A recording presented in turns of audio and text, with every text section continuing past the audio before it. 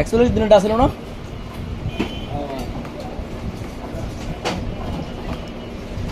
আমার তো ঘুরে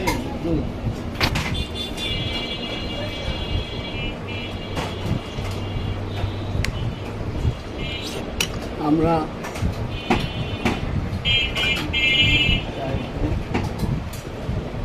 পাঁচজন মানুষ একটু বৈশি পথে সবার থেকে আমি বেশি বুঝা, কিন্তু এরপরে